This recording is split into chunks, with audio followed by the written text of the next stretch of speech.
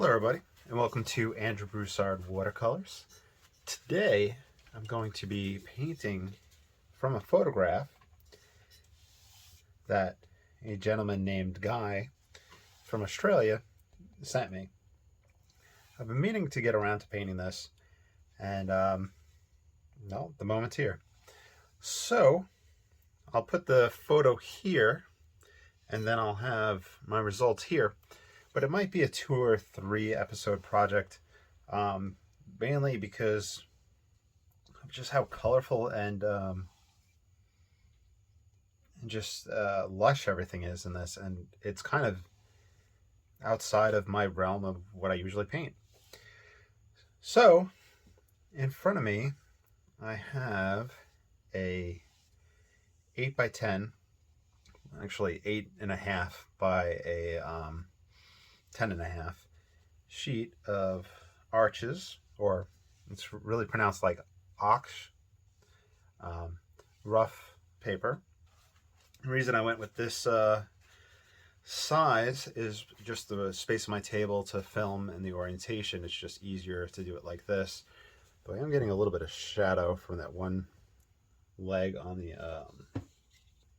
tripod. So let's move that. And the water is going to move over here. And the other reason I chose this size is that I just didn't have a sheet of Stonehenge Aqua torn and prepared. And it's like 10 o'clock at night. It's pretty late. So, but it is summer break from work. As you may know, I'm a school teacher. So, yeah. We have our summers off. Though I am, coaching a few days a week, the powerlifting, and then, painting and whatnot. So, that being said, let's jump into it. I was thinking with it, I have a few different colors I'll probably wind up using than normal. I have some stuff out that I didn't put out on the palette yet, but I might wind up using them because of the greens and colors that take place. So as I use the colors, I'll let you know what I'm working with. I'm going to use raw sienna to kind of map things out. And the paper is now soaking up water so I can stretch it out.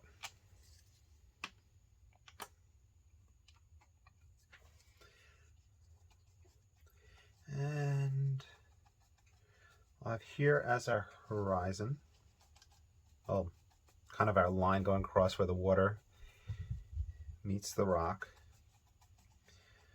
We'll come up. This will be that dark spot. Probably lower it some so we could really have fun with that water coming down. This will be either side of the reflection. And if you listen closely, you can hear the hake on the rough paper and the difference between it and the Stonehenge Aqua.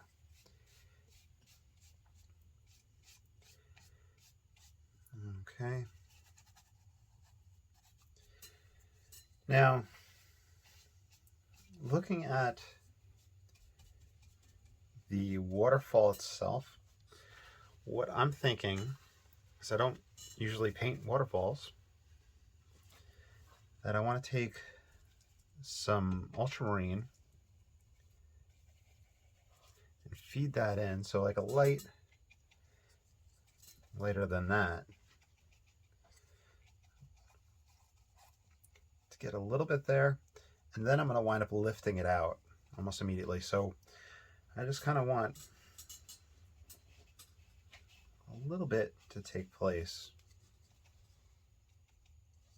I think alternatively I could have just left the white of the paper completely or pulled out before this.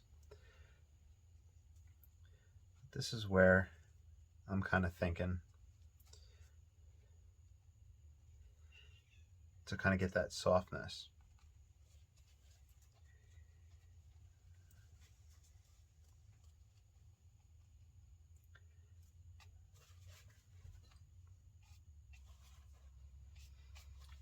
Okay.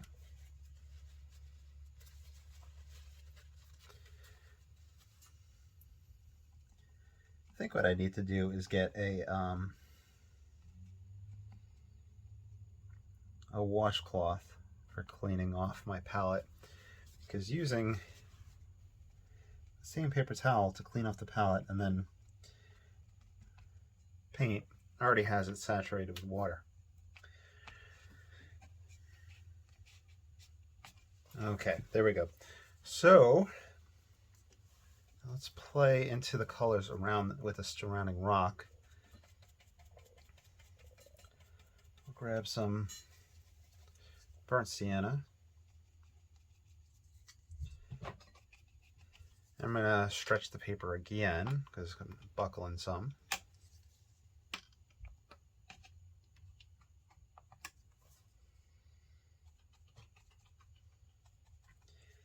And I'm going to build up my darks. I think that phthalo blue is going to be utilized. It'll give some interesting greens with our mixes with the earth tones. And it does help give it a darker aspect as well.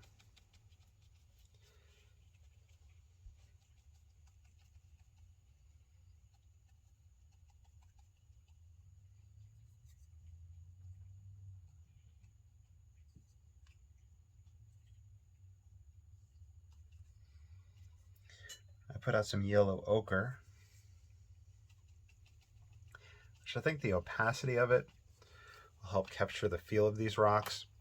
That's one thing that really jumped out at me, was how opaque everything was in this photo. But the amount of texture is just absolutely beautiful in the photo.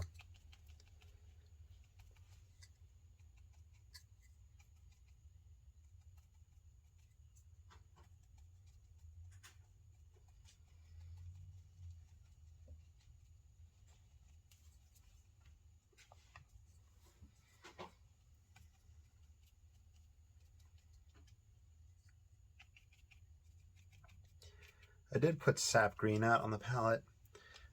Sure, that's going to make its way into this. Let's grab some fresh burnt umber. Last night I did a burnt umber study, so that tube, the whole palette was just covered in burnt umber.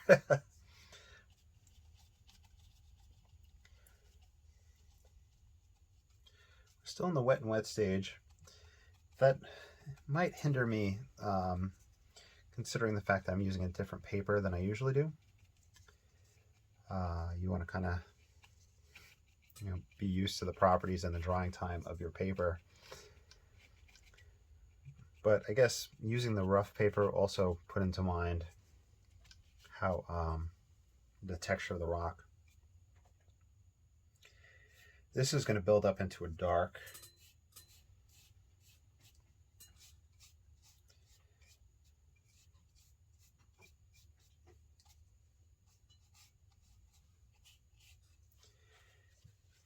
In fact, let's grab phthalo blue.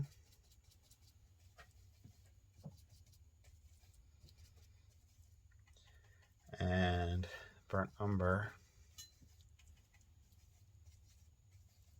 to start getting that dark in.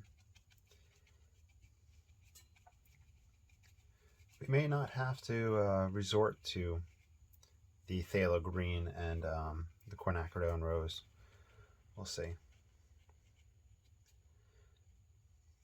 Just trying to map out shapes. And as you can see, still wet and wet. Mr. Guy had given me permission to share the photograph, so I'll have a downloadable photo on the Patreon, which is linked down below. By the way, if you want to support this channel, you know, liking and subscribing, or supporting through Patreon or other means down below is greatly appreciated.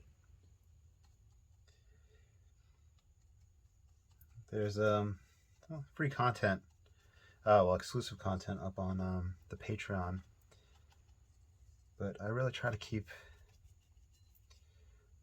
a lot of stuff going free on YouTube, and I kind of think that a lot of the Patreons support the kind of free aspect, which I appreciate.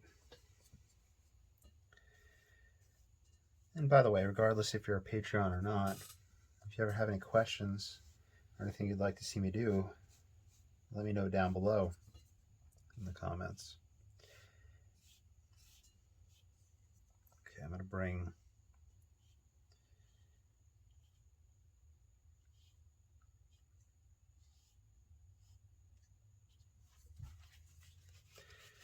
the thing with the phthalo blue is that it's a staining pigment, so I'm a little concerned about liftability. If we go there, mix a little bit of Payne's gray in it so I can just start getting that darker aspect here. But I want kind of the illusion of those colors that are in the rocks, the greens and the oranges and all that, to come down below. We're going to cut this in tight right here. And let's use that Payne's gray to darken up some of these spots. It will dry lighter, and I don't want to rely on just that Payne's gray, not as like a purist, not using black or white mentality, just that I want to get more color and interest in this.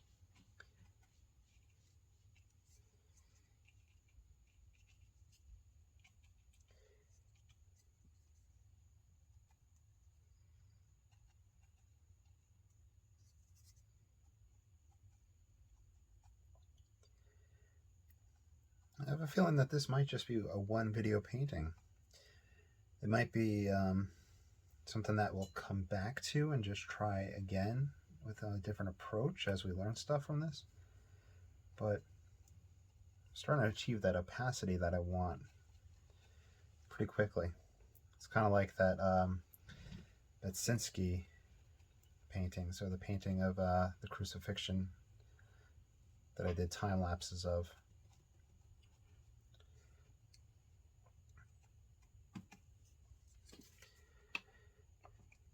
We could use the paper towel to pull out rock textures as well.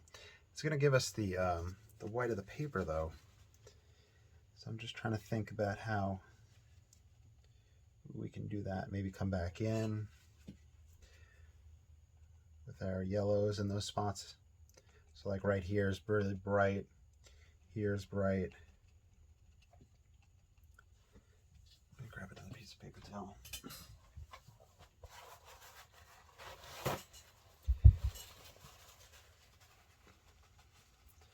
Right here's bright.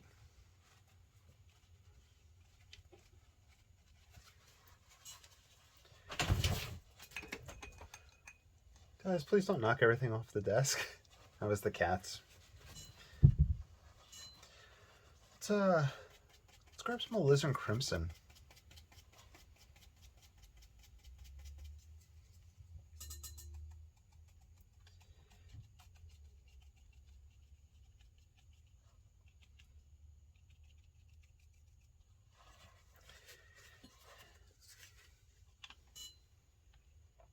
I don't like how it's buckling right there. It's probably also just the orientation that I have it at. Let's see. I did not put out lemon yellow. I will always state how me and lemon yellow do not get along, or me and yellow in general. How it always immediately goes green for me. But in this painting, in this picture, there's those greens, so for it to push that direction, that's fine. I was playing around with a yellow in an oil painting, Windsor yellow, and the moment I poured it out onto my palette, it started pushing green. I might have like just a color blindness issue or something like that. At least that's what my fiance was telling me.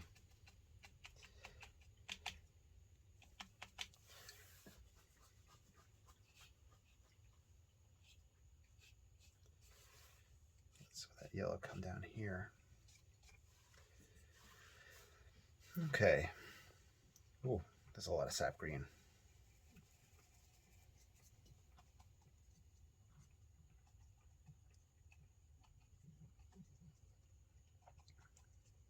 So this is sap green. This is Da Vinci brand.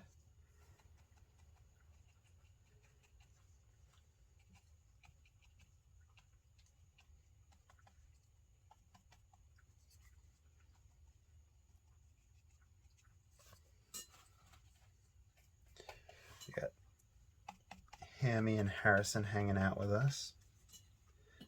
One's on a desk, the other's in a box. And they're being cats.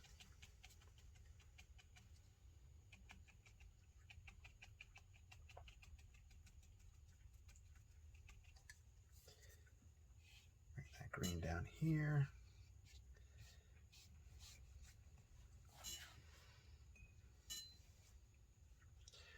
All right, Payne's gray.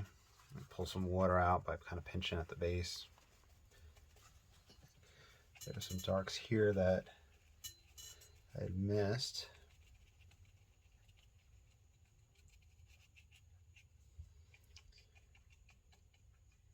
As we start drying out, you can get more texture just from the hake. I'll probably wind up using the number 1 or the number 4 rigger for some texture or some finer detail. We'll see. Oh, we got Percy by my feet. We got a lot of cats. Actually, you have 4 cats, and 4 is the perfect number of cats. A year ago we had 3, and 3 was the perfect number of cats. I've found that however many cats you have is the perfect number of cats.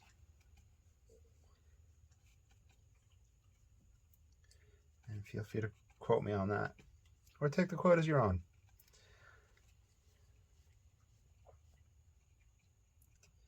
This is that kind of crack that I keep on coming back to.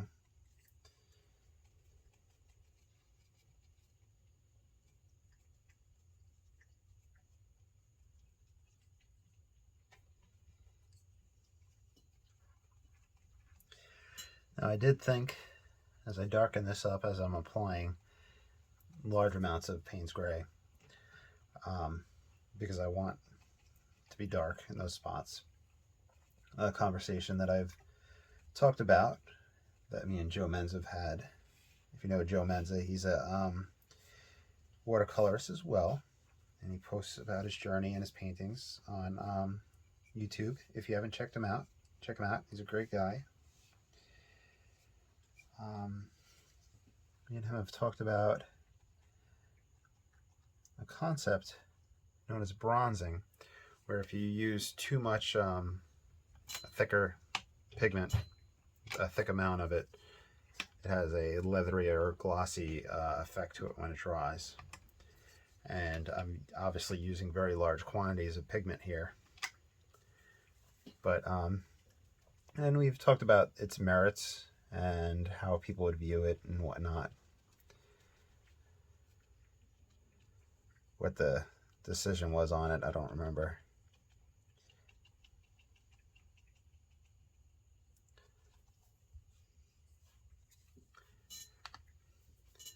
I'm going to grab the number 1 rigger. This is, let's see, where is it? There we go.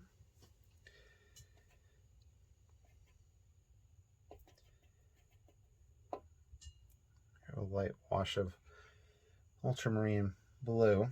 So remember how we kind of put that in here in the initial stages, just for you to kind of get an idea. I'll use this for the nuances, changes in the kind of the mist and the shadows.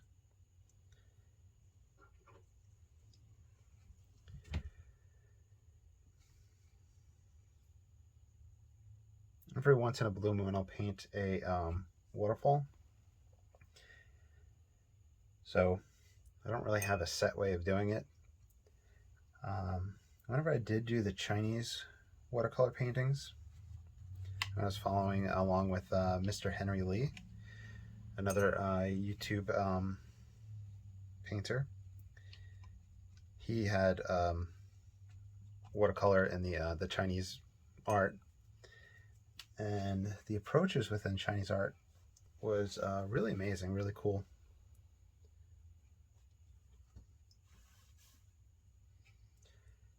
So I recommend checking him out. He's Blue Heron Arts on YouTube.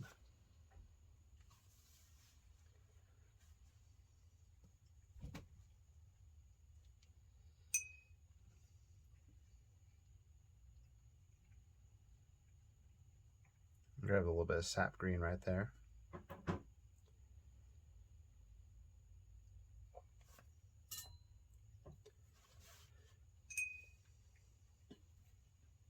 I'll probably kind of go back and forth between sap green and that blue, and leaving some whites there. Maybe pull a little bit of pigment from around it to soften it up.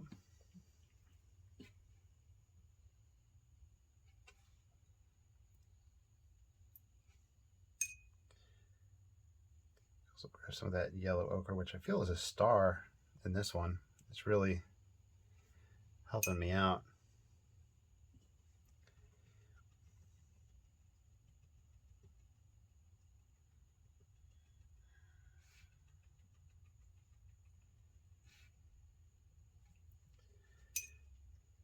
Some Payne's Gray. Clean up that edge.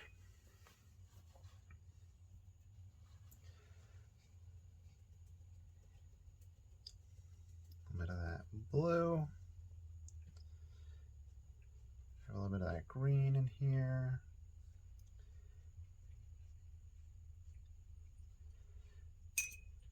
A little bit of that dark in there. Pull some sap green.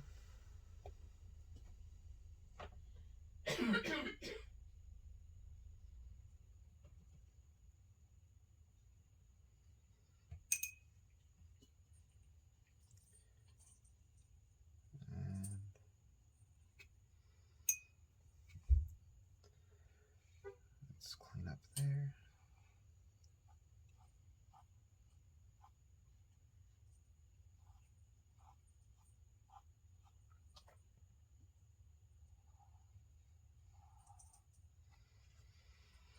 A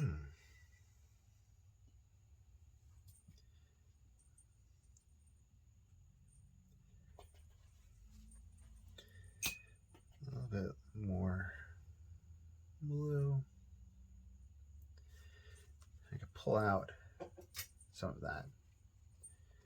Let's see. I'm going to move away from that for a moment.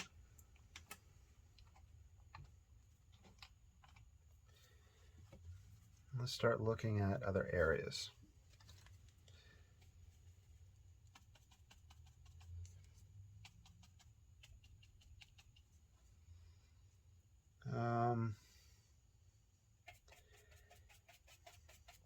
Get some light red oxide I'd used alizarin crimson over here, but the earth tones are going to help better. The opacity of them will help. I'm painting to the very edge of the paper pretty much just because it helps me get rid of those whites to not like throw me off. I could bring those down below. Bring the texture out.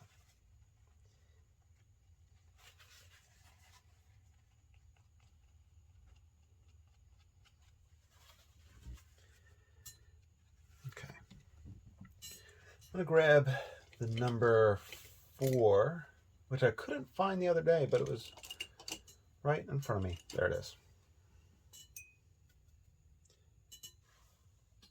This will just help me throw in larger pigment loads.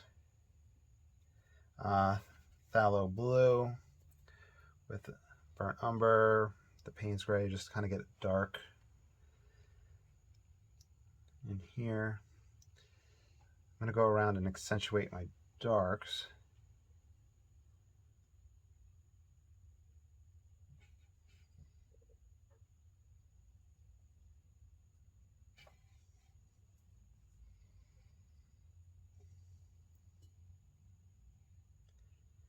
I'm going to try to use with this brush, which you've seen me use it as a texture effect sideways, to get what's called, I believe it's the axe stroke effect in the Chinese brush painting, which is used for rock structure. So it's a sideways dry brush effect. And it looks like a tree that's been cut with an axe. You know how there's words that you'll read in a book and you've never really said them out loud. And you're like, how do you pronounce it? Like yun, whenever you cut something. H-E-W-N, I think. I don't know how to pronounce it.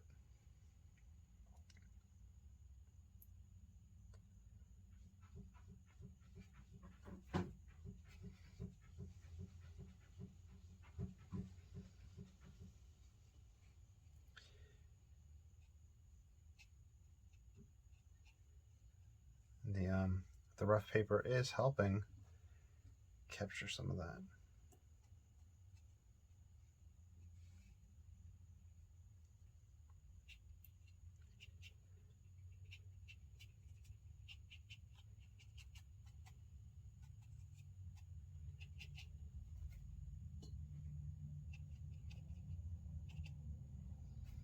It's interesting that that structure swoops right there.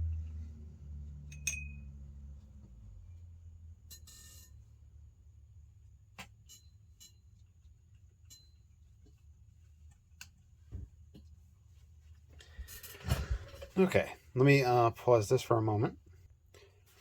All right, I did a dry off while I paused that, and the whole time, I mentioned Joe Menza earlier in the video.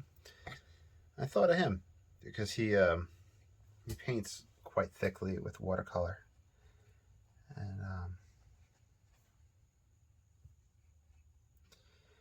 right, so we got the sap green. I'm gonna try to get that dry brush texture. I'm going to start texturizing all over this rock face.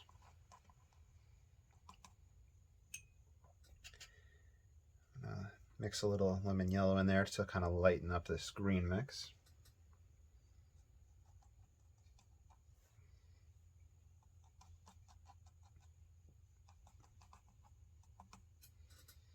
Let me find where my light greens are.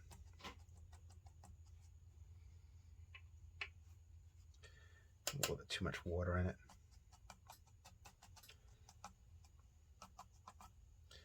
Let's get a little bit yellower.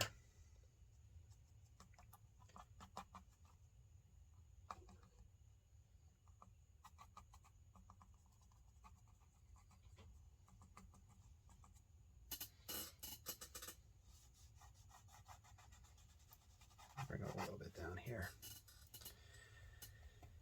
All right, we're quite yellow now.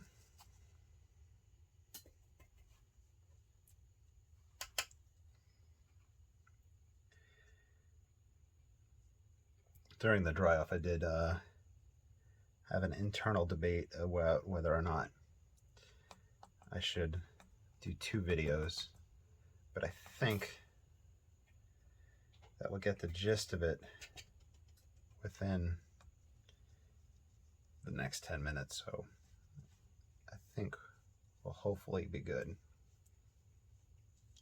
Okay, it's more sporadic and spaced out right here. We have it texturized up here. So I'm kind of thinking of texture in terms of density.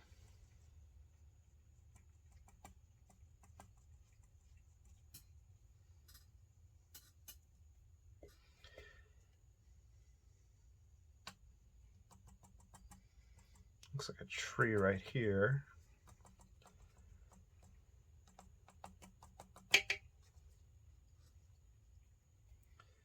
This is the lemon yellow.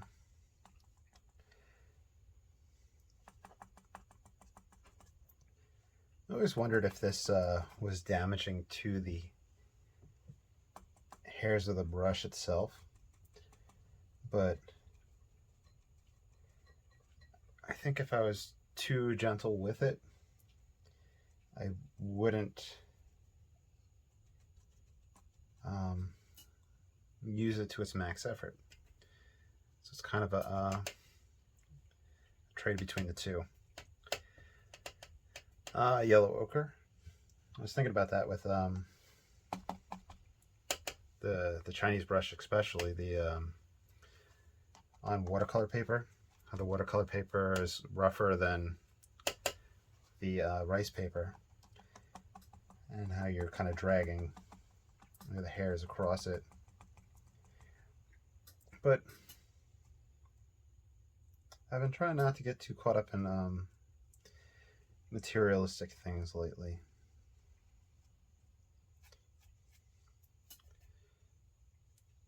You know, I mentioned in an earlier video that you know, I've been having a lot of stuff going on, and you know, last week a friend from high school, you know, in college and all that, had passed away. So you know, it starts putting things in perspective, and you know, it just makes you think.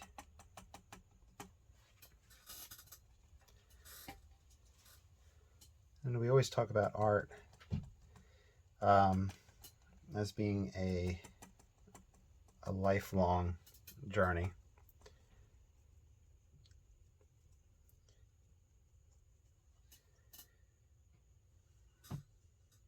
Let's see.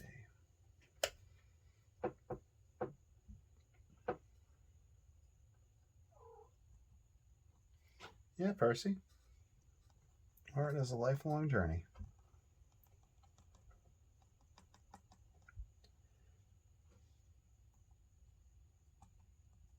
I know some of this stuff would be underneath a mat if it was to get matted, but it you know, it helps to kind of paint those areas to create all that. Let me stand up and take a look. It has a lot going on. Let me pause this for a moment. All right, I did a quick dry off, but I want to kind of put a mat over it just to see where it's at and see how everything's looking.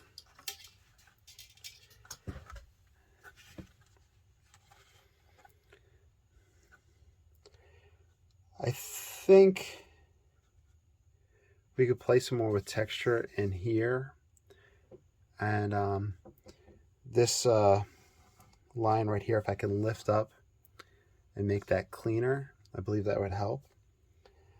We could also play around with lifting up in here. So let's move into that direction. I'm going to pause it while I put the clips back on. Okay, so clips are back on. Let's first see if we can pull a little bit out of that line right there.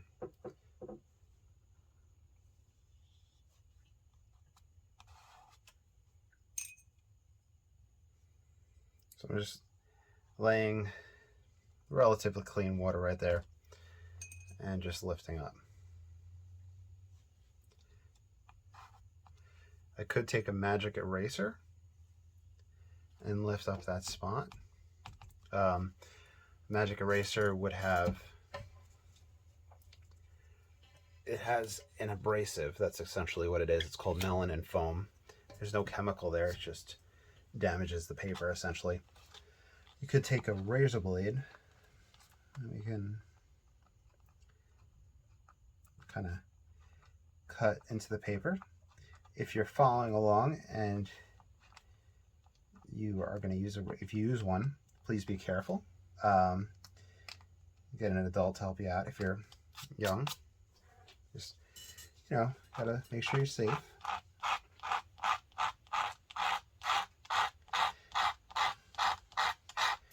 Scraping sideways.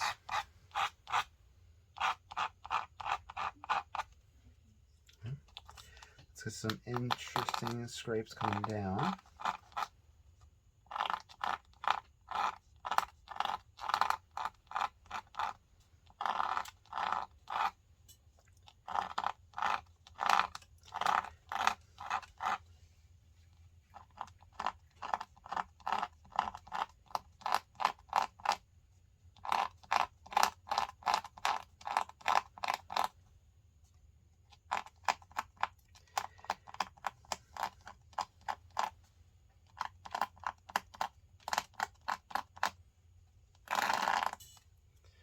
Okay.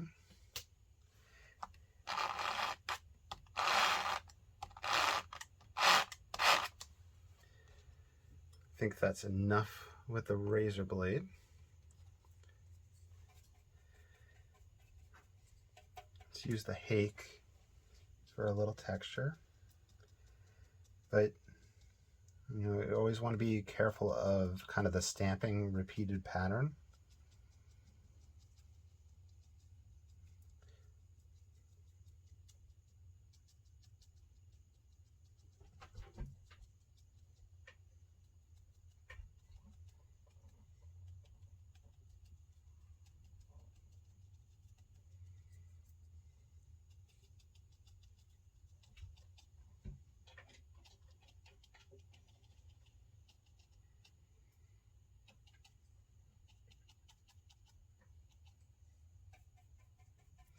Just playing with the sap green.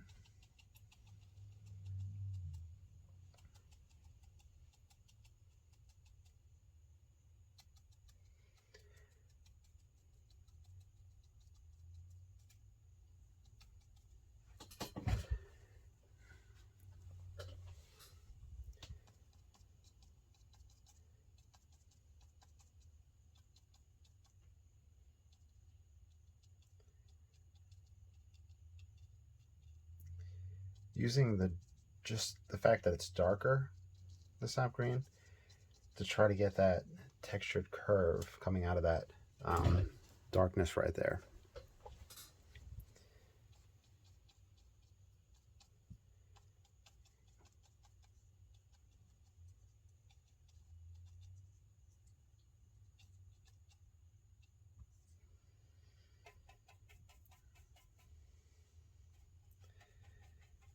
The light red oxide.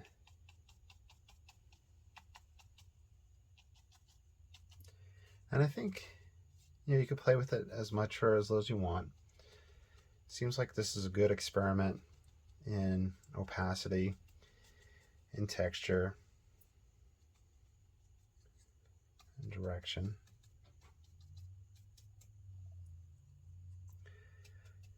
Definitely a subject I want to come back to.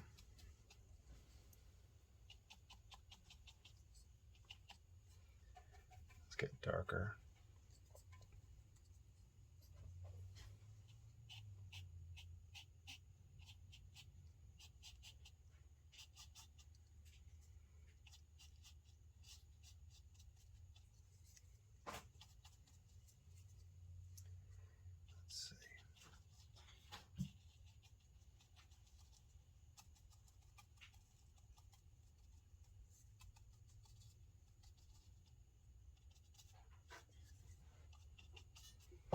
Okay, let me do a quick pause.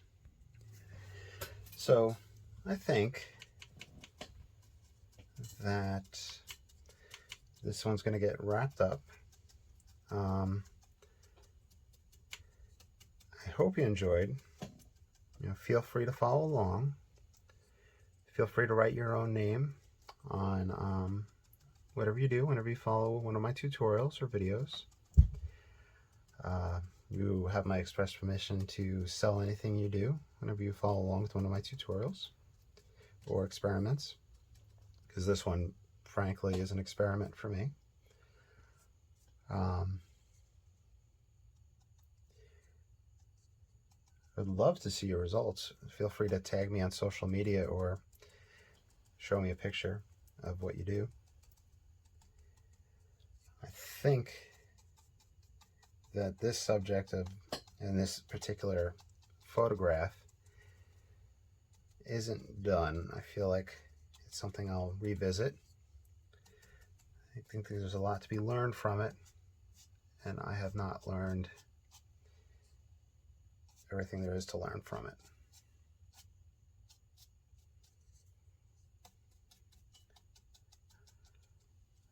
I think this picture, the photograph, will help me grow as a painter. And once again, thank you to Mr. Guy from Australia for sending it. And hopefully he enjoys this video.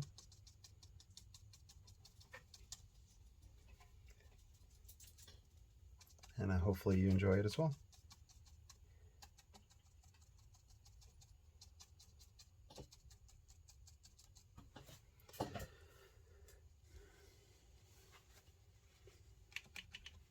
Okay, now, because of how dark this is, I have a white gel pen. I'll sign it with that.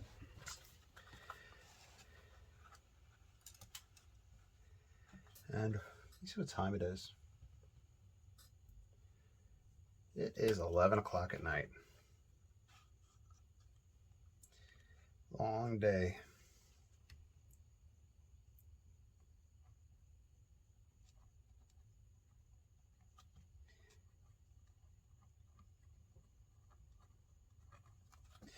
Well, there you go.